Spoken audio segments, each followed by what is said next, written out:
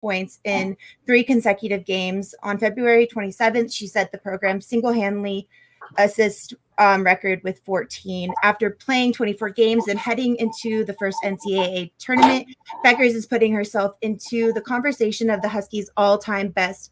But it is important part of the story for UConn has no seniors, and the roster includes 7 freshmen. Beckers could do something only 2 freshmen have achieved in NCAA women's basketball era: lead national championship team in scoring to lead a national championship team in scoring for this season. And the reason why I said both men and women is because there was this huge controversy that came out online this weekend, and it showed the accommodations for the women's teams opposed to the men's team. And it wasn't just a small disparity. Like it was a big difference. In one weight room for the women who are in San Antonio, they only had one, it looks like a triangle, and it just had weights going up and down and a few yoga mats. And the men had the state-of-the-art weight room built for them. And the NCAA came back and said, this is not for any other reason besides a space issue. But then that was quickly they kind of proved that wrong really quickly by showing a whole area with just a few chairs where they could have set it up. And I think it's important to note that the women receive no money for playing in these games. The men get like $2 million for one game won. And they're bringing in fans more and more. They're bringing in more, they're bringing in amazing players like I just talked about. And the women's game is really taking off, but they're not getting the recognition or anything that they deserve. A couple of weeks ago, I talked about Clarissa Shields, who had to take her fight to pay-per-view because nobody would broadcast it. And it's kind of because they were broadcasting all the men's games, networks were picking it up, and it just kind of points out more and more how the women are not getting the respect they deserve, because Clarissa is the best boxer, men or women, right now. And this player from I was just talking about, she is the best player, men or like in the men's group and in the women's group. And it's just, I feel like it's going to start coming to a head eventually. A lot of athletes were coming out, WNBA players were coming out and saying like, this is not fair. Alex Morgan, who plays with the women's soccer team, which I explained a couple weeks ago as well. She came out because they're better than the men. They've won more World Cups than the men, but they're still getting paid less. And I think this topic is coming up more and more because women are doing just as good, if not better than the men, but they're not getting the same treatment at all. And that was basically, that's my sports quickie. I think the only other thing I wanted to really point out is if we're going to go to the men's really quickly, the biggest game, I think by far, was the huge upset today. Illinois beat Loyola beat Illinois, who was number 1, and they're number 8. And I think it's like kind of a cute little story on with that. Like Loyola Chicago has their number 1 fan. She's 101 years old. Her name is Sister Jean, and she comes to all the games. And she prayed for this to happen and for Illinois to keep under 30% from the 3-point range, and that's what happened. So beyond that, there was a lot of upsets this weekend. Everybody's like I mentioned before, everybody's brackets busted, but we'll see. We'll still talk about March Madness as it comes up, but I think the big takeaway from my sports quickie was just once again bringing into light the difference between men and women's sports and why women deserve just as much credit, if not more in some cases, than the men. Well, basically, that's why I created that video clip, and maybe we'll even take a look at it again. I played women's basketball as a teenager and even as a woman, but I actually quit because it was harder to play for the girls than it was to play for the guys. They were so much more physical. At least playing with the guys, they would allow you to do things. Playing with the girls, it was like stop you no matter what, shut you down, hurt you, crush you, break you, whatever they felt was deemed necessary to just keep you from performing. So Yeah, the video, I was I'm to say sorry. I played basketball in high school, and I stopped to play volleyball in college because basketball I would get my butt kicked. Like at least with volleyball, you're on the other side of a net, but um, I was always like in the post. I would get thrown like It's by these like clobber. way bigger, like I would just beat up. So yeah, women And definitely you talking about play way bigger, you're hard. 6 feet tall. I was Mm-hmm. 5'2". I was a 5'2" point guard. I was a little Muggsy Bowles, you know, in my day. I played it and I played very well, but I quit because I was getting more mauled than anything. And I wasn't, it got to the point where, well, since you can't stop her, just hurt her. That's all. She little. Let's Mm-hmm. just hurt her. And I actually quit playing basketball. I quit. It wasn't even worth it. I was like, oh my God. And the video clip that I made, we're gonna play it one more time. I just want you to look at these girls' faces. Look at it. You'll see the anguish, and you can see them getting ready to get hit in the face. You can see them preparing for it. And that's the thing that I guess disappoints me. To me, equal treatment should be equal treatment, period. Yeah, the boys bring in more money only because they've been doing it longer. They didn't have college girls basketball when I played. As a matter of fact, when I went to college, I had to become a cheerleader for the first time in order to have a sport. There was nothing. When I went to college, the college that I went to, there was nothing for girls except cheerleading. And I became a cheerleader just to be playing a sport. I'd never been a cheerleader in my life until I went to college and they didn't have nothing else to do. And I was an athlete and I wanted to play. And of course, they didn't dare let me play with the boys, even though I was better than some of them. It didn't matter. So I really hope that they finally get it together. And the video that surfaced on Instagram from Sedonia, it was just too obvious.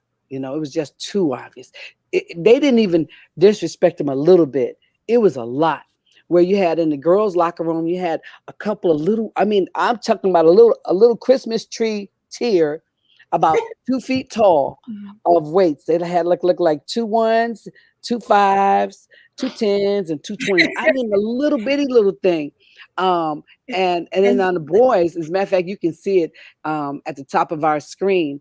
And then the boys, they build a state of the mhm. art Yeah. facility for them to train. And that if that's not saying, hey, you guys are not that important, that's why we didn't do it. And And not only that, like, yeah, they also had the food. Their food was worse than the boys. Like you can see what they're being fed. And keep in mind they're in a bubble, so they can't leave. So it's right, not like, oh, let me go have my assistant coach go run and get this kind of food because that's not right, allowed because who knows where the assistant coach will come back. And then right. also they were saying the COVID-19 tests, even the men have the better and more accurate COVID-19 testing, and the women have the least accurate testing. So And then the it goes goodie that bags. They said the far. Oh, guys goodie got bags. the guys got Like these everything. big goodie bags Like, with lots of things in it, and the girls got like a little sandwich bag. yeah. I'm Yeah. like, Like, come and it's all on, like, yeah, it's all like Pretty custom bad. for them. Yeah. come on, Custom for them. And the women get like a little thing. And it's come like, on. I mean, they're Well, both in the same tournament, they're both, and they both bring in money. Like it's Yeah, not just the men, and the men are getting paid, their schools are getting paid, but the women receive no cap or no money for even if you win the entire thing, you don't get any money. Your school wow, doesn't get any money. So it's like, and I mean, it just kind of goes back with women already. Kind of like when I was playing in college, we would still get, you know, we had to go around the football team when they were in the weight room. We had different times, even if it was way crazy early in the morning or way late at night. So I mean, you're kind of already dealing with that, but then you get here like on the biggest stage, and you would think that you would at least get similar treatment. Like this was just so different that Yeah. it was Thanks for too sharing obvious. that with us. And we're going to move on to our next sports quickie, And so ladies. I'm going to throw it to Felicia, right? Yep, and I'm here in hot Houston. I was really hoping to bring some better news about our quarterback for the Texans, Deshaun Watson. And I actually found some news that's a little bit better than what I'm a finish with. I was really excited to see that the Philadelphia Eagles general manager, Howie Roseman, stated that he was looking to add another quarterback to the roster, but and not use him as a backup for Jalen Hurts. So I was like, oh, cool. They're looking at him. The Eagles checked in with Houston, Texas about Deshaun Watson. So that made me excited. But unfortunately, everything that's overshadowing that news or even possibly his opportunity is it's been reported that he's used, well, let me start over. It's reported that he used other massage therapists only because his primary massage therapist was not available due to COVID. Because if you remember everything on the news, they're saying that these 12 massage therapists have came out and said that he's done these inappropriate things to them or asked them to perform inappropriate acts. So what he came out and stated within this last week was that he used recommendations from other team members and friends for these massage therapists. So these are some people that the other teammates are using and someone that they recommended for him to use. At least 12 women so far have came forward making claims of sexual misconduct. One, he took to Twitter and social media in his defense. One lady tweeted on social media who goes by the name Lala, stated that she's given him several massages and it's never turned to sexual advances or he had never became aroused. So when I'm looking at all of this, it just makes me wonder because he's wanting to leave for his reasons that we stated before, and now it's almost like a tear down mission. Now, of course, I don't have a proof otherwise if he's did it or not did it or wait till he go to court or if he goes to court. But it just amazes me that as he's trying to leave, it becomes the tear down system. So I want to share this tweet with you from Deshaun Watson. As a result of social media post by a publicity-seeking plaintiff's lawyer, I recently became aware of a lawsuit that has apparently been filed against me. I have not yet seen the complaint, but I know this: I have never treated any woman with anything other than utmost respect. The plaintiff's lawyer claims that this isn't about money, but before filing the suit, he made a baseless six-figure settlement demand, which I quickly rejected. Unlike him, this isn't about money for me. It's about clearing my name, and I look forward to doing that. So before they even filed the claim, they were already asking for a six-figure settlement. So that just makes me a little concerned about all of these allegations that are rising, and I really hope they come out to not be true. And I do hope he get his wish of leaving or staying, or they work out something. That's my sports quickie. I'm going to Thank kick you, it off. Felicia. Thanks for sharing that with us. And I just wonder how mentally it's going to affect him to stay now after all this. Um, like I said, I always humanize players because I was an athlete. So I always humanize them. I always put myself in the position of that person and how they could possibly be feeling. And it just doesn't seem like you would want to stay there knowing that all this stuff is coming out, and even the owners, just the different comments that have been coming out and different things. But like I said, we're going to talk to a pro and we're going to ask those questions. We can do nothing but hope good luck for Right. Deshaun. He's been a great player. We enjoy watching him play, and that's what this is all about. If people are not complaining about they make too much money, they're complaining about where they partying at, they complaining about if they're just complaining about their lives instead of going on and just worry about your own. So Right. and then again, he's taking these other women because they were referred to them. Yep. And you know what? Massages are like a different thing for me. I'm a kind of person that I could not go somewhere and pay somebody to give me a massage, but that's just me. But then Right. I've talked to people, women and men. Oh, I go all the time. Oh, yeah, I love it. And I'm like, oh, but that's just me, so it just makes me wonder. And then I know with the sports, I know when I work out, I probably need a massage sometimes. Sometimes I Mhm. go, oh, my leg. Oh, this is hurting. I probably need a good massage. And then look at the owner last year that, he requested a happy ending after the end of his massage. Right. It is what it is, requesting it, demanding it, and forcefully taking it are all different things. Just say please, guys. Oh, is that all it takes? It's probably not even a good week in Atlanta for me to joke about that. I apologize. Not being insincere at all, but not being what massage place they're insensitive. at. Not being insensitive, but not at all. No, like I said, it just it's whatever people are into, you're into. But at the same time, again, like I said, no charges have really been filed. Yes, they've been asking for money left and right, Exactly. and so we'll see what happens. But they know what they're doing. You're right; it's a smear campaign. That much is happening. Yep, absolutely. For him. It's like 10 more lawsuits coming, and that's an insane amount. Like, yeah, where we're all like. It's a lot of people, Like, lawsuits against him, then they're going to have to go to every single player that use these same women. That's right. That's just awkward. Yeah, a little bit. Well, then he might stay with you guys, though, because at this point, right? Well, but after all of this, I'm with Hattie on that. Why I'm not going to stay where I'm not wanted, and then where there's smoke, there's fire. They saying all this stuff is coming from someplace.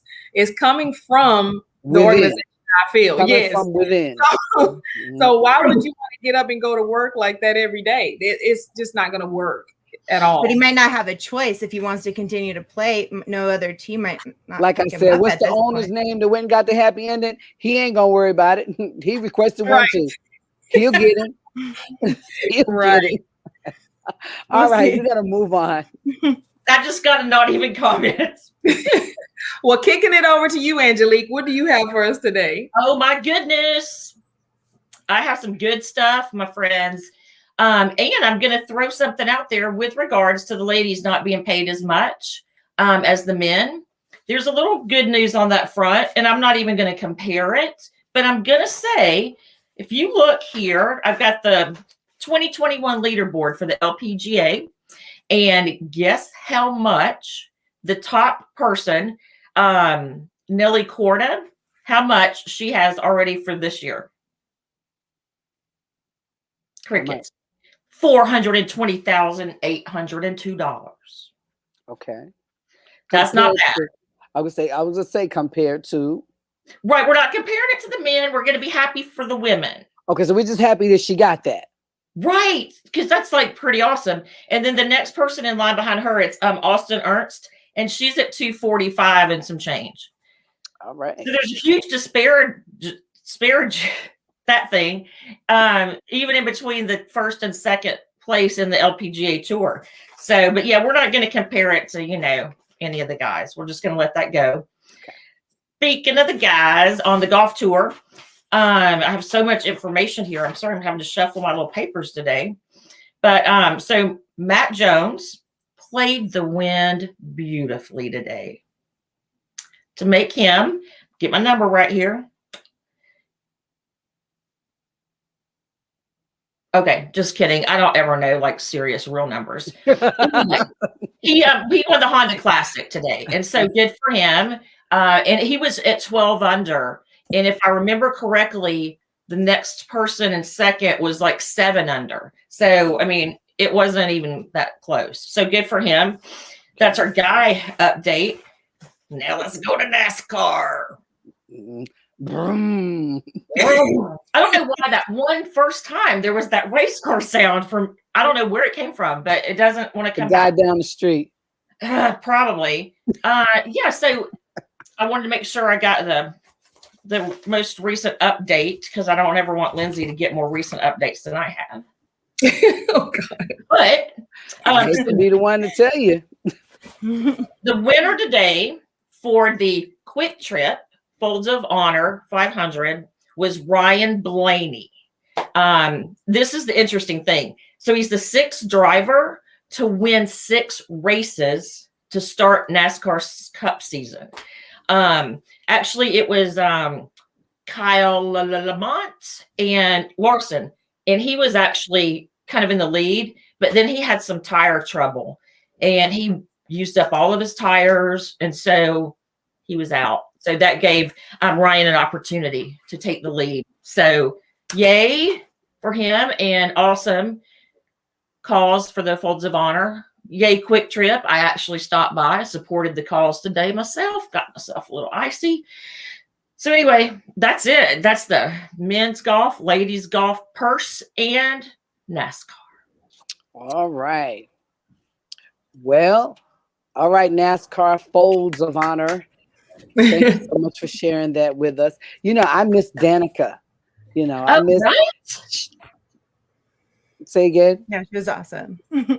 And gorgeous too. Like, who is that pretty and can drive a race car like that? I can try. No. Felicia's like, just give me the car. Right. I'll try. I do. I miss Danica. I do. And well, we've got more coming. I was looking at the schedule, so we've got more races coming to Atlanta Motor Speedway. So we're going to have to keep you guys up on that. Well, we've got a guest waiting. I think we've got a commercial coming and a guest waiting, and we're going to be jumping on into some of that. So let's go to the commercial, I think, first. Absolutely. And we'll be right back.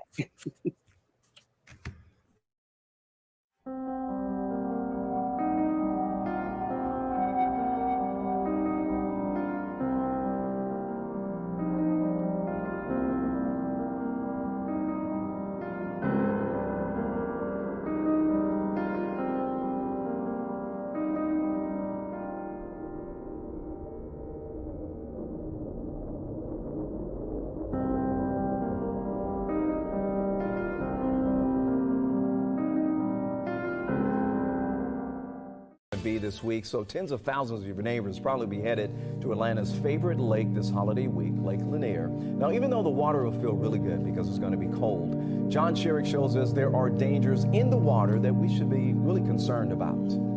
We have breaking news just into the Fox 5 newsroom. A death investigation underway in Hall County right. Search crews recovered the body of a boater who went underwater at Lake Lanier.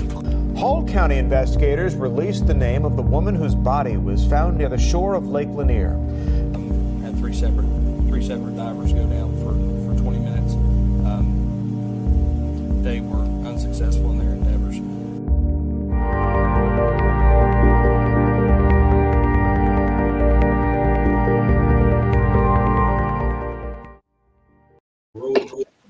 So that is a movie that's coming to Atlanta, a movie that's going to be shot. It's about a big lake here where there's a lot of families that go. It's called Lake Lanier. And there's been several deaths and incidents that have happened up at Lake Lanier. And I'm told that years ago, something happened and there's a city under the water. A whole city ended up under the water. So now they don't know if these people, these deaths, all of these situations that keep happening are happening because of that city that's under the water, or the water's haunted or whatever. But that's a movie that's going to be shot by a really brilliant writer here in Atlanta.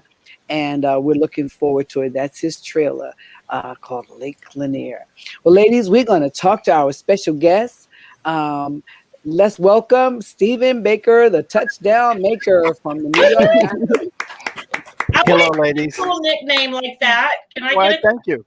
That's the coolest nickname ever, and you're adorable. Welcome. Oh, God bless you guys. Thank you so much. And as long as I lived up to it, it was always good. And dealing with the New York media, you know, if you didn't do that and live up to your name, they will let you know in a heartbeat. So I didn't do too bad. Thank you very much. I appreciate it. Well, Stephen, as I told the ladies earlier, we wanted to invite you on because we wanted to hear from a pro.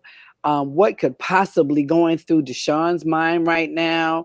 And then last week was just a free agency frenzy. You know, when I lived in New Jersey, I was a huge New York Giants fan, and Stephen knows that. A huge New York Giants fan. Then I moved to somewhere in Georgia where they didn't even show the games. I used to have to call all the way to New Jersey and ask who won. And I had such culture shock about I was in Japan and they found me a New York Giants game. I was in the Bahamas and they found my sports. But when I got to Georgia, I could not find my sports. So I ended up falling out of, out of my whole, circle of New York Giants. It is so intriguing to me that, like I said, and fans, they love you, they hate you, they hate you. And like Stephen says, you're as good as you live up to your name, and then when you stop living up to your name, and it's something. Now here in Georgia, I have to honestly say, when I got here and from the fans, I've always heard this: the Georgia fans are fair weather fans. And I've heard that since I've been here, just fair weather fans. And I was like, not in New Jersey. Rain, sleet, hail, snow, 4 degrees. The Giants played. We didn't have no dome. And us crazy people were sitting out there. I don't know how I did it, but we were sitting out there at a game.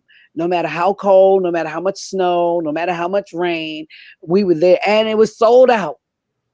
It was sold out. So it just I wish I had that. Like in LA or Southern California. I'm a Chargers fan, but we had nobody at our games most of the time. It was always an away game for us because we never had a home game because there was more away fans than home fans. So I always wanted to have a team that like the whole stadium was sold out. Like I went to a Broncos game and it was just all orange, and that's not the atmosphere I've ever gotten at a Chargers game in this whole time. You got a beautiful stadium now. Nobody's going anywhere. I hope so. As a matter of fact, I'm coming here to go to that stadium. So, Stephen, but you have to root for the Chargers, though. I will. Okay. So, Stephen, help us to understand what's going on. Like I said, there was a free agency frenzy last week. A lot of people just going all over the place. Tell us, let's start with Deshaun Watson as a player. I know we don't know how he's feeling, but what would you think as a player? Well, it's all about loyalty to me. And as you stated about how loyal you were to the Giants every place you went, it's a different time now, the way these kids think. But when I came up, I always said, whatever team picked me, I'm going to be loyal to that team till the day I die, because they took a chance on a 5'8", 158-pound dude. And I experienced free agency in the infancy, and I remember I discussed with you earlier. I told you I'd went to the Tampa Bay Buccaneers on a free agent trip to see if they was going to sign me, and Sam Weiss was there. He took me up on his airplane and had dinner with his wife and everything, and I wanted to go there. I'm not even going to lie. The Giants were playing hardball with the contract, and I loved Tampa. I loved everything they had to offer. But I really didn't want to leave the Giants. And then ultimately they matched the contract, and I ended up not making it anyway. But at least they honored the contract, and I would have remained loyal. Now, I feel I can't put myself in Deshaun Watson's shoes, but I honestly don't think he would want to come back there again, because the trust and loyalty is gone. It's diminished. And why would you want to stay in a place where everybody is smearing you as they're doing? And that's what I have a problem with these days. It's same thing's happening to Governor Cuomo in New York City right now. These smear campaigns. It's like, I think, people talk about conspiracy theories. I think some of these people on the other side are paying these people to do this stuff. Mm-hmm. Money has a huge influence over stuff, and it's just really sad. But I sure hope that he can land somewhere and put all this behind him, because he is a very talented quarterback. I still remember that play he made in the playoffs when they sent 2 blitzers to him on the opposite side, and he broke both the tackles and threw a completion. Incredible talent.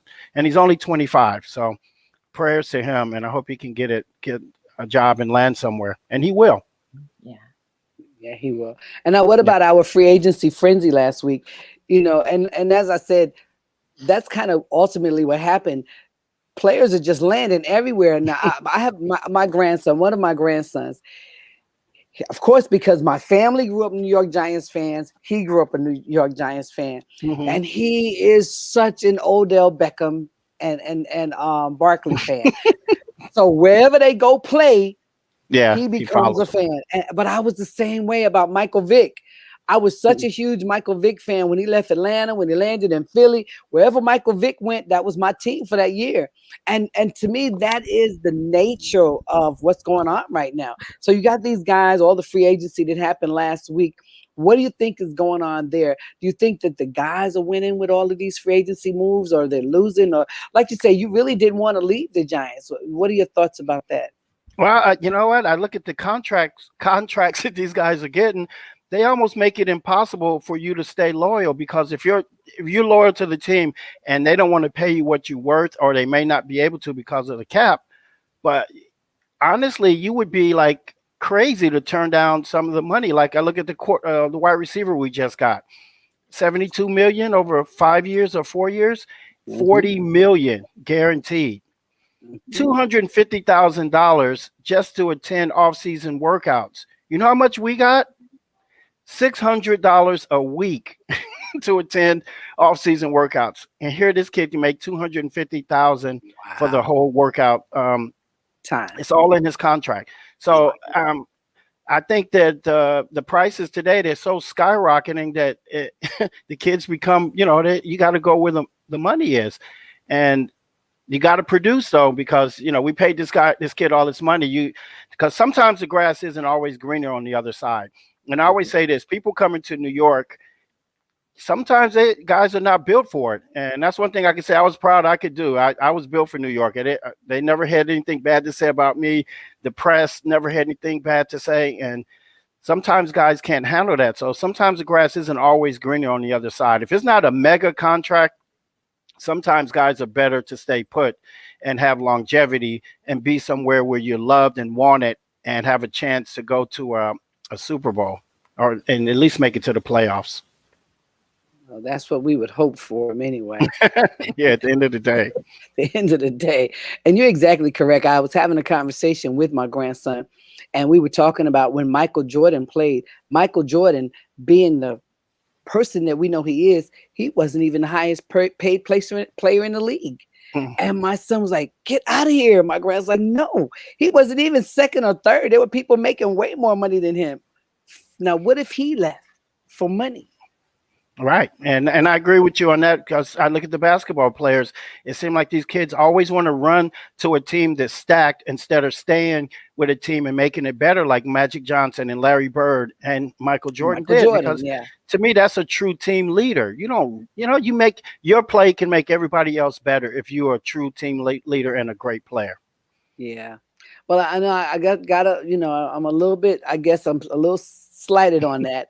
I kind of happen to like the beard in Brooklyn right about now. Oh my God! No, I hear you, Felicia. I can't. I don't like the beard. I kind of like the beard being in Brooklyn right now, because it seems. First of all, I was a little bit worried about Kyrie.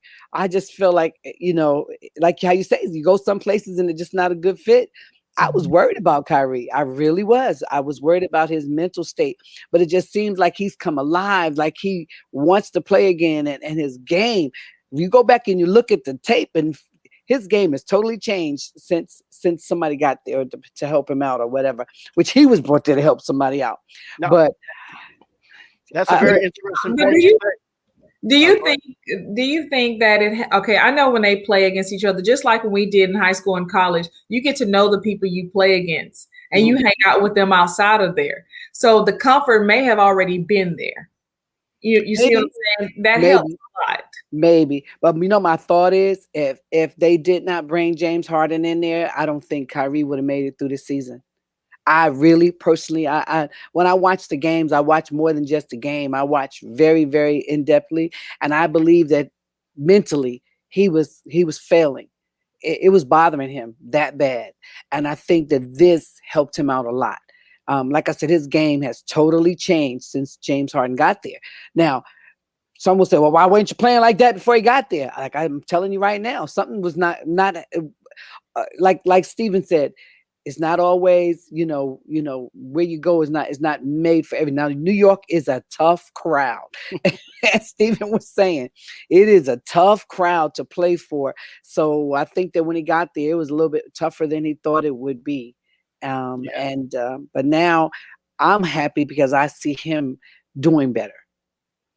And you know what else makes you do better too? I'm looking at we're talking about free agency picks. You know, our boy Ingram. You know, I hate to throw kids under the bus because I know he's trying his best, but let's be real. He didn't have a great year. He dropped a lot of key passes this year. So what do the Giants do? And as Parcells would say, I'm going to get somebody off the street to give me what I want because you're not giving it to me. So they just brought in this free agent. I believe they're paying him $14 million over 2 years. Another tight end who has sure hands. He's not as fast, but I'm just telling you, that is a clear and present message to to Ingram that you better get yourself into gear because we got somebody here and we're going to just basically going to see what type of man you are because the pressure's on you now. Man up. It's all about who can play. Yep. He's going to have to man up. And isn't that amazing? We watched him be born. We watched him be born. We watched his daddy out there making him get out there and run around when he was like 3-4 years old. Mark Ingram. Oh yeah, but Hattie, I'm referring to Evan Ingram. Right. No, I'm talking about Mark. You said Mark. Oh Ingram yeah, you're right. We did. We seen Mark born. He was a little something. When Stephen came into the NFL, he came in with another player named Mark Ingram, who now his son is playing in the NFL, and he's been doing very well actually. He had been doing very well. Now he's been shuffled around here the last couple of years since he left New Orleans and the Ravens now. But I think he's happy being at the Ravens. But we saw this kid when he was born, and then we saw his dad out there with him when he was like 2, 3, 4 years old. He was already grooming him at that age. So exactly. At any rate, but that's amazing to watch sometimes, to see those kids come up behind their dad. And I did the same thing with Craig Ironhead Haywood. I see his son now. His son is so much bigger than him, though. It's funny to me because Craig was already a big dude, but his son is huge. Again, a kid I watched be born, and I saw a little kid, and I saw little kids hanging around when he was playing, and now he's in the NFL. So it's awesome. Well, Stephen, we want to take the time out to thank you for sitting down and chatting with us today. We always love for you to come in. You're always very informative.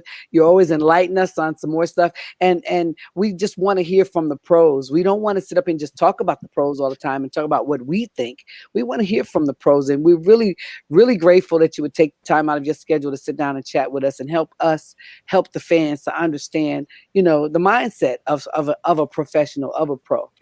Oh, no. Thank you very much for having me. And I have to say, all the segments you guys did were great. But one that it really struck a nerve with me was not nerve, but Lindsay, what she was talking about women's inadequacies with the men.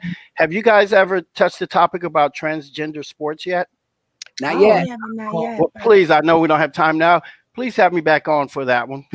Because you talk about unfair. Well, I've already thought about that. I haven't, dove into it because I played with the boys. Again, as I said, when I was little, they didn't have stuff for girls. So I played with the boys. But I played with some boys, but the boys went to the Little League World Series, but I couldn't go. Wow. Even if I was better than some of the boys on the team, because it wasn't for girls, it was just for the boys. But I've already thought about that because isn't that going to be something now? I don't see where that's going to come out to be a good thing. I really don't. Absolutely not. I mean, I really I was a coach don't. for 15 years of high school track and field. And I first got wind of this 4 years ago in Connecticut when these two gentlemen participated as women and won like all the state championships. And you can Google it on YouTube and you can see them running the races, beating these poor girls. And the girls are looking around like, wow, this is so unfair. Yeah. And, I don't know all the science behind it because they're saying that some medicine they were taking takes their testosterone away. But when you see these kids run, I'm like, come on, man, it's not even fair. Yeah, I just thought, like I said, I don't. It takes away at over time. Like I'm a nurse, so it takes it away, but over time they have to continuously do it, and it changes the development. But it doesn't take it and then they immediately become docile women. You know, Got they're still the strength of a man versus running against a woman. Now Yep. I ran track and I was very fast, you know, but it's some boys I can beat, some boys I can't beat, you know, so that's definitely unfair. Yeah, I think so. And then hopefully, if it becomes legal and all this stuff, it's going to go over into college sports because coaches got to keep their jobs. And if it's the rules are the rules. Hey, give me Timmy. We call him I'm sorry, Tanya. Tamika. Tamika, not Timmy. She's not Timmy anymore. She's Tamika now. Yeah. Can I ask you a quick question about like Sure. rule changes a little bit? At the beginning, you said you're 5'8", 160 pounds, and I was working with a bunch of retired NFL players, and they said at that time, when you were in the NFL, that being 5'8" with so many rules changes since then, but back then when they played, that it was like being shorter was fine because they could hit below the waist and they could do all these things that they can't anymore. Did you kind of feel like back then 5'8" was not too small? And do you think that they changed the rules and that's kind of made it harder for shorter players? You know, and I have to tell you, Lindsay, actually, they made it easier because the rules are like when you're coming off the line of scrimmage. Back in our day, they literally could beat the you-know-what out of you. And that was a litmus test for you to make the team because I was running routes against air, eating up the defense when I came to the Giants in one-on-one drills. Then Parcells yells, put Perry on him and put him in man. And that's when you got to find out if you can get off the line of scrimmage. If you can't get off the line of scrimmage at being 5'8", you won't play in the league. So the rules were changed a little bit, allowing these big, taller receivers to be more successful because big, tall receivers have to use what we call a swim technique, and they swim them like this here. Little guys, we didn't have the strength to do that, so we had to have quick feet, make a decision, take it, and get around them.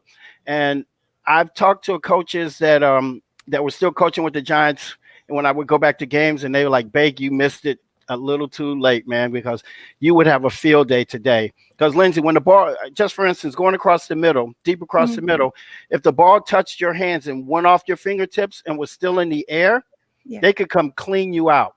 They could still hit you until that ball hit the ground.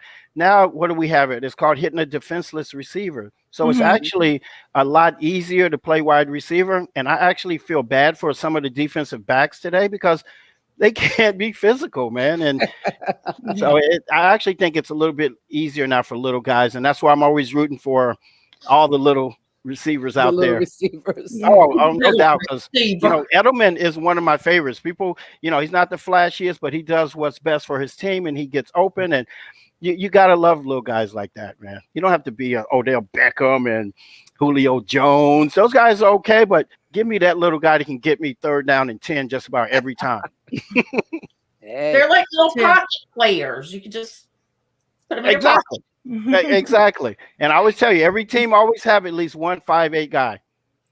Always. You got to have that little shifty guy. Giants used to have a couple. Dave Meggett, you. Yes. We've had a few small guys. And I used to always wonder about that. I was like, the Giants are not afraid to get a small guy because it seemed like every time I turn around, we was getting another small one and another small one. And trust me, they don't want to. They're always looking for a way to replace you because they always think that smaller guys can't endure a whole 16-game season. That was always a knock against me with Parcells. He never wanted to let me start a season because he said he didn't think I could endure a 16-game season. But as fate would have it, at the end, somebody would get hurt, and yours truly would finish up the last 14, 13 games injury-free. So prove them wrong. Awesome. Perfect. Thank you. Thank you. Thank you. Hey. Good question. And thanks for sharing that about the transgender. Like I said, I've thought about it and I saw a couple different articles about it. We're going to have to look into it and we'll definitely have to give you a call back on that one because it's going to happen. It's going to happen. Because you know what? Somebody's gonna cry discrimination. Yes. And so it's gonna happen. And I just like I can see girls now standing next to some dude like Oh, I would run so fast. I'd be the fastest player on the team. I'd be out. I'd be like, and watch the locker rooms change too. Oh, you know that's going to be another thing. It's going to be a problem, and I want to see how they're going to solve it. Mm-hmm. But once again, thank you so much for joining us today, ladies. Thank you guys so much. Wonderful show, Stephen. Continued success to you, and anytime you want to come hang out with us, you know you're welcome. All right, ladies. Chat with you later. Peace. Good night. Bye. Good night. Good night.